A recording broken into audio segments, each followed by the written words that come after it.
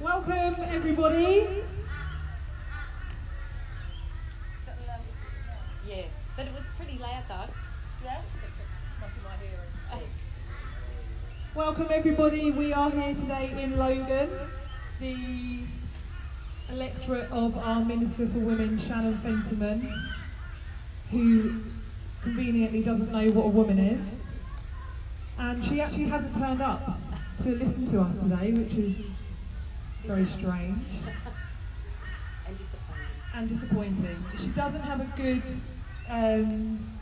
background of listening to women. A lot of women are cancelled and blocked from communicating with the Minister for Women. So we're here to tell you today, Shannon, that we are women and we deserve to be recognised as adult human females in law, in society, in our lives. We are real. Women do not have penises. So whenever you want to come and talk to us, we're here to talk. We came to your office last month and we had an exceptionally amazing reception from your constituents who all believe that women are adult human females, and you need to listen to them because this isn't going to go well for you. So I'm going to give the mic over now to the first person who wants to speak. Juanita. Oh, sorry, sorry. Hello everyone. Sorry, I'll have to drop my. Okay, so I've come up from Melbourne for this and decided that I've been watching Shannon Fentiman and not impressed with who she is as a person. So this is my speech for you. Shannon Fentiman, you are the Minister for Women, and yet when Queensland women email, message you about their sex-based rights to safety, dignity and privacy, you block them. This is appalling behaviour from a Minister for Women. Who are you advocating for? Because it sure hell isn't for women's and girls' basic human rights to single-sex spaces. Shannon Fentiman, to be truly inclusive means creating gender diverse spaces for anybody who wishes to dress the opposite of their sex. It is regressive to remove women and girls' sex-based rights. Including men into female-only spaces removes female-only spaces. Queensland's women and girls are 51% of Queensland's population, and yet you refuse to listen to them. Shame on you. What is self-ID? Self-ID, it means any man can utter the magic words, "I'm a woman today." This means any predatory male that has assaulted, raped, stalked or a paedophile can legally enter any female-only spaces. This means all female-only spaces cease to exist. Predatory men will have legal access to girls and women in change rooms. Globally, when women have complained about men watching girls and women undress, who gets kicked out of these places? Women, not the men. Shannon Fentiman, because of self-ID, convicted rapists, abusers and pedophiles can legally change their names. This means that they can't be traced by their male names, as they will have a new identity and can legally enter female-only spaces. Good men don't want to come in and watch us undress. Good men don't want to invade women's support groups for vulnerable women. Shannon Fentiman, in 1812, Elizabeth Fry dedicated her life to safeguarding women. Elizabeth Fry started the process of protecting women in prisons from the male guards. Yet, in 2023, Shannon Fentiman, with self-ID, you are putting biological men on the inside bars of female prisons. Around the world, we are seeing men self-ID to get into female prisons. In California, for example, 200 male inmates wanted to self-ID as soon as they could so they could transfer into women's prisons, and they call it Cupcake Prison. Condoms have to be handed out to stop pregnancies. which, by the way, are happening. Sorry, the rain. Not only do female prisoners have to contend with the bad male guards, they now have to battle the male inmates on the inside of the bars. Why won't you listen to female prisoners?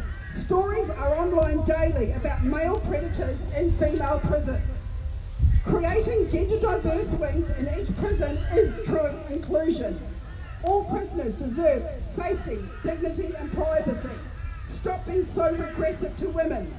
Shannon Fentiman, by the time a woman gets to a domestic abuse shelter or services, she has been so abused by a partner or a husband that she urgently needs female-only care and protection to heal. Yet, you with self-ID want to let any biological male into these sacred spaces for women. Women will stop coming to these places if males are there. Shannon Fentiman, because school bathrooms are being turned into unisex bathrooms, boys are filming the girls under the stalls, they're breaking the locks so the girls can't lock themselves in, and one female student so far that we know of has even had her wrist broken while she was trying to keep the door closed. As teenage girls, we all would go to the toilets to get away from the boys when we were in co-ed schools. We all know this. It was our one safe space in the school. Shannon Fentiman, globally and in Australia, we are all watching biological males self-ID and enter female sports. They are mediocre men's sports and come into female sports, and they are taking our medals, our prize money, our places on the podium and our scholarships. Young women are being silenced when they don't want to get naked in the change rooms with males.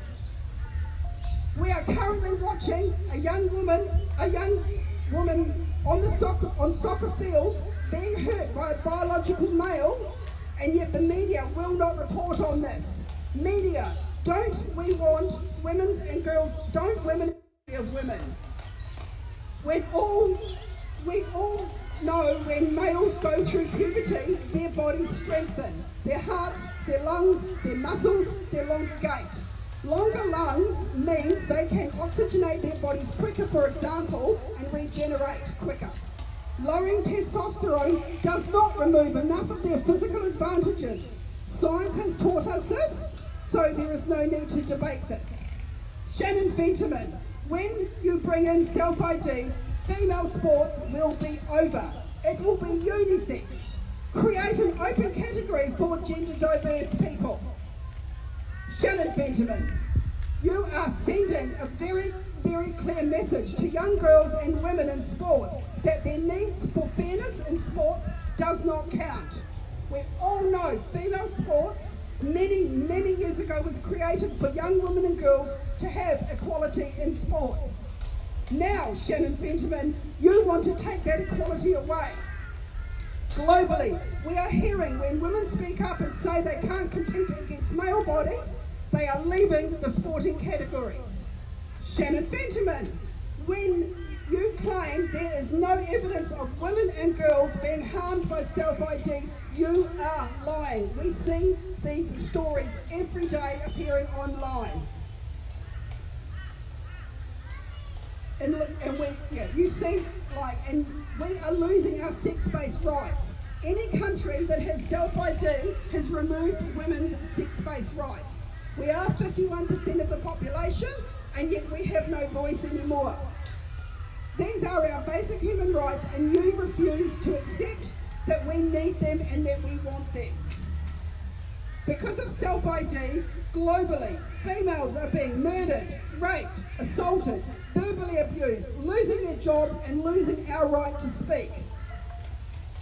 I went to my first rally ever in Melbourne in March to speak about my rights as a woman. Because I did this, I lost the Greyhound Rescue Group that I helped found. I've had family turn on me and cut me off. I stand here today as an everyday woman to say I am not a bigot, I am not a transphobe, I am not a Nazi. I am a woman who wants my basic human rights to safety, dignity and privacy reinstated back in law. Yeah. Shame on you, Shannon Fentiman, for refusing Queensland women's rights and to have a voice.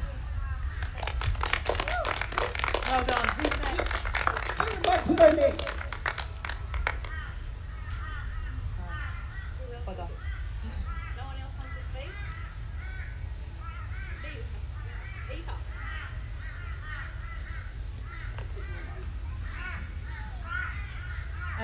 Okay, I'm going to ramble a bit about young trans activists, puberty blockers, and detransitioners. Suffer with me. Over the past few years, we've seen an explosion of young people transitioning. Dr. Lisa Littman, an academic based in the US, published a study back in 2018 on the role of social contagion and coined the term rapid onset gender dysphoria. She faced criticism from health researchers and trans activists, and her study was described as anti-trans. Nowadays, anyone can claim they're trans. Young people do it by wearing second-hand clothes, cutting their hair short and dyeing it in rainbow colours. Some of them participate in social justice movements such as climate activism, which may involve going to an art gallery and throwing soup at a Jack B. Yeats painting, or being loud with their friends at the supermarket and emptying the contents of milk cartons, leaving it up to the casual workers to clean it all up. Some of these activists have been born into privilege, where their parents can pay exorbitant fees to send them to study at a private school in Hong Kong. Their lives are so far removed from their middle class and working class counterparts that they begin to feel insecure about their privilege and think, what's the best way to boost my self-confidence? Well, claim that I'm non-binary. And then they'll make a speech at some rallies and they'll announce, you have no idea what it's like to not have a non-binary marker on your passport. Or perhaps they'll carry a banner with the words, no more dead trans kids. Question for all of you. How many of you knew a kid when you were younger who claimed they were trans? I mean, we all wanted to be princesses and butterflies in preschool, but did any kid under the age of 10 use the word trans? No. Can you imagine a young child back in those days demanding to their parents, friends, and school to use the opposite pronouns to address them, and failure to do so would result in their suicide? How do you think everyone would have reacted? Would they have been quick to cater to the kid? I don't think so. We're being shown clips of trans kids by mainstream media, and it's usually the parents who say, well, I knew my kid Bobby was a girl as soon as he was playing with Barbie dolls and wanted to sing like Elsa from Frozen. It's usually the mainstream media and the parents pushing forward this narrative, not the kids themselves. With the narrative of trans kids being pushed into the public consciousness comes puberty blockers. Trans activists and their allies hail puberty blockers as life-saving healthcare for trans kids. Some people go along with this and they say, well, I trust the experts and this is what they advise. Seriously, you have to outsource your opinions to an expert to decide if puberty blockers are morally wrong or right. This is where we're at. Young women with eating disorders are having their breasts chopped off. Instead of this being viewed as a cry for help, they're glorified on social media, hailed as stunning and brave.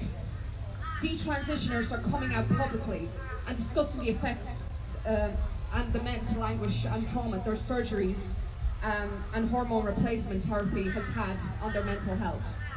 The most harrowing result of all of this is the loss of sexual function, and the fact that they have to come to terms with that they may never have children. Bearing your soul to the trans community as a detransitioner pays a heavy price. There's zero sympathy and compassion and a mob response of vitriol. So much for a community that prides itself on self-love and kindness. Some of these people transitioned when they were very young and feel betrayed by medical professionals whom they trusted. Some have taken legal action, and these accounts, coupled with an independent review, led to the only gender clinic in the UK, the Tavistock Centre, being shut down. This has been a major victory for those who care about the well-being of minors and the protection of safeguards. The foundations on which gender identity ideology were built are slowly crumbling. It's happening gradually, but we still have a long way to go. I hope more people will come to their senses and will feel embarrassed in the future for a parroting cold snake. Thank you. Absolutely. Would anyone else like to speak?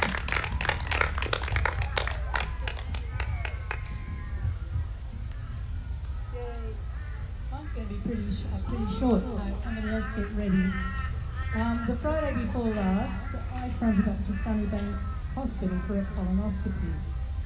So when I looked at my discharge papers on Monday, I was quite surprised to see that they had me listed as my sex was female, but felt absolutely disgusted, assaulted, bloody erased, and so I phoned them up. And I only got, I don't know, nobody in authority particularly, but they said they'd follow it up for me. They said it may have been a typo. I said, don't bet on it. I bet it's been a directive. And they did phone me back a couple of days later and they said, you were right. There's been a directive. So I'd like to get to the bottom of this, and if anyone else has seen their discharge papers and recommendations, maybe they could check them over. Because when did this start to come in? And I don't think we should allow it to continue. Thank you. I'll say another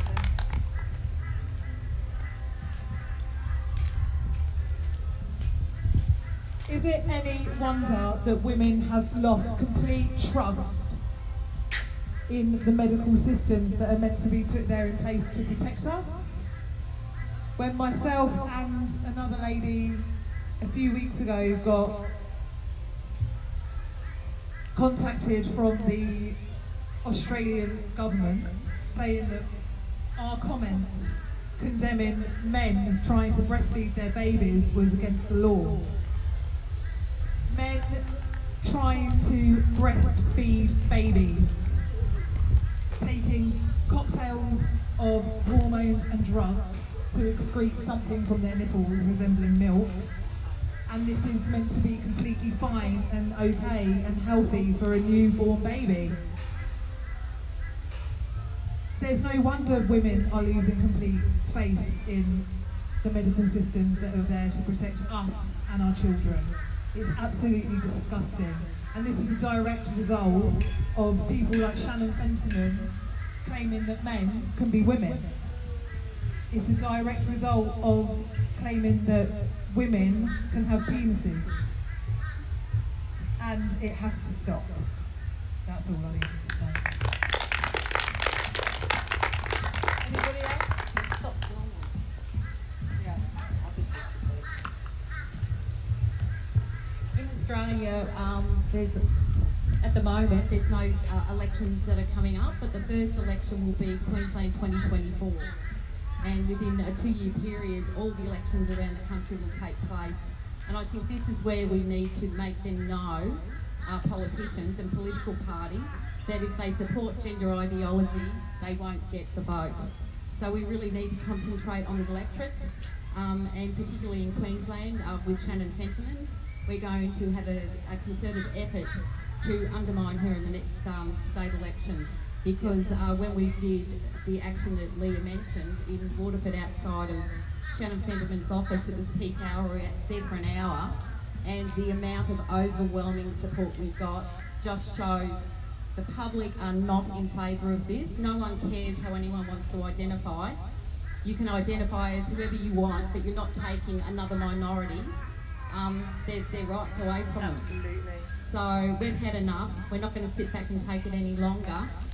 So we need to educate the public, because even we try to crowdfund, because it's going to cost a lot for, you know, leafleting, having banners and stuff like that. You can't get a crowdfunding platform that will accept a woman raising money for women's rights. There's not one single crowdfunding platform. They will not allow billboards either. So they're trying to shut us down. And so 2024 in October, the Queensland state election, so we've got until now, until October 2024, to get the message out to the public and to make these politicians realise that they are the ones in a vulnerable position. If they don't change their stance and start protecting all of us, rather than this minority of people. As I said, we don't care who they want to identify. It's got nothing to do with us, but leave us alone and stop compelling our speech and our thoughts. So to all the politicians out there, if you think you're safe, you're wrong, because we're coming for you. Yes.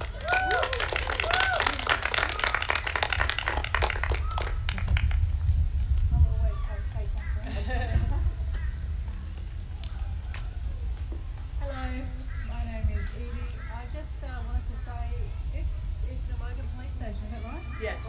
I went there a few years ago, and I'll tell you the story, because I went there with a young woman who had a sexual assault allegation to make. Now that woman, who was a girl when I met her, was a refugee from Syria. And I was involved in the church, helping refugees with little things like phones and little things that they needed to connect to. We also had a group of girls who I was talking to about the rights they had in Australia. There was a man in the group who I picked as a predator then. They hang around because girls are both female and poor and without protection. So that's why they hang around. But he waited for 3 years to make his move until she turned 18 and gained her trust and got her into a situation where she was alone and had invited him into a house, and then the word is just his against hers. Now what I had done was, earlier on, I had sent messages to the church, to the leadership, to say this is a red flag, this is a red flag, and they may have been ignored. But when he finally made his move, and I contacted the church, they moved immediately because they had procedures in place, right? They took years. It wasn't yesterday that the church started taking procedures against creepy men. It took years and years and years and years of women trying to alert the authorities and the structures about the dangers that males are to women, to females, particularly vulnerable females. Now the guy in this bloody police thing basically told me to piss off. He said that there's no way you can, there's anything that you can do, you can make a complaint. Anyways, my point was, we don't need any more shit. We don't need any more problems to face to protect women and girls. Once we've lost the definition, once we've lost that in law, we are fucked. Yeah. And that is the truth. We cannot, it's like we're going back 20 years to say, no, I'm sorry, there's a child here, I shouldn't be swearing. It's like we're going back and we're just losing any ground. So we finally get, I'm not saying that we've got massive advances, but we have some advances. We have small advances which are based on the acknowledgement that women are a reality. And there's two things that make a woman. One is to be born female, the other is to survive girlhood. And that is not a small thing. Girlhood is not easy to survive. And it's certainly not easy to survive without having your sexuality damaged in some way. Yeah. So anyways, I just wanted to say that I had that experience at this Logan Police Station. Women are real, girls are real. You got the point. Yes. That's it.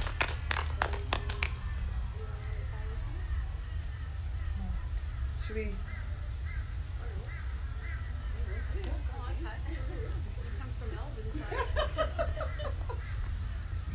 Hi, it's me again. When I came into this, the funny thing, I got asked a while ago what piqued me. And what piqued me was the internet. Because I was, on Facebook, blah, blah, blah, and it kept sending me these algorithms of listening to people talking about what was happening, and then I got woken up to, oh my God, I've had my rights taken away. And someone just said to me recently that I thought was really important was, we are 51% of the world's population. And right now globally, 51% of the world's population is getting our sex-based rights stripped away.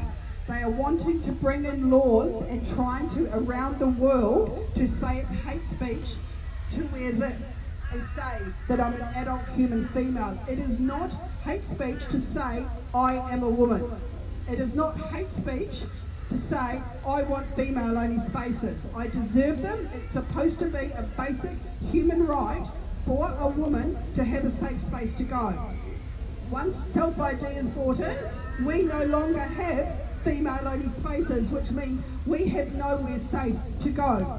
We can get harmed in our homes, and now we can get harmed out in public, and when we do, the police are not helping us. There was a story in Melbourne where a woman got assaulted by a TRA and nothing was done about it. And it took months and months before the police would do something. The Age newspaper was told about it and they would not report the story. Why is it in today's society that when a woman gets assaulted by a man, that the story won't be published? Instead, they want to pretend we don't exist. They want to pretend that we're not here. Well, we are. And we need to step up more and more and just say as much as we can, because we are here and we deserve to have our rights. And basically, you've got countries like, I just watched the movie Suffragette, and I found that a really powerful movie to watch. And Saudi Arabia, I think, is the only country left in the world where women don't have the right to vote. And yet, we now, and yet in 1893, those rights started. It started in New Zealand, then South Australia, and then it went on from there. Now, that's all we've got left, 120 something years later. And it's like, are you fucking kidding me? You know, and then you've got people like Shannon Fentiman who think she's just the bee's knees. Oh my God, I'm this wonderful woman. You're not a wonderful woman if you're refusing to listen to Queensland women.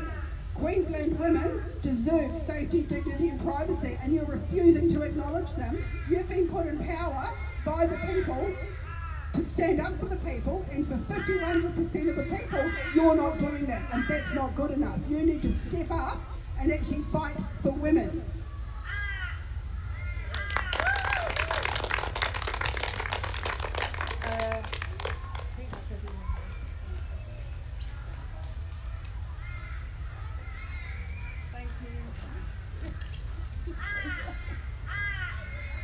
Okay, I think that's everybody who has wanted to speak has spoken. So we'll just say, just one thing that I hear people saying about Shannon Fentiman is she won't need to use a prison service or a hospital service where she might be in with men, but she might do. The women who face this kind of shit in their daily lives don't put themselves there on purpose. They are there because of life circumstance.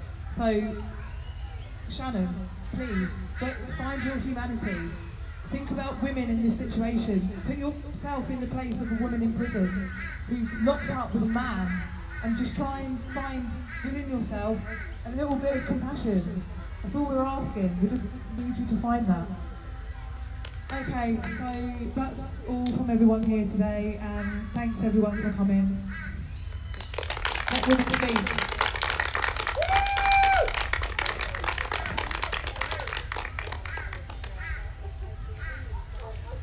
Thanks, Sue.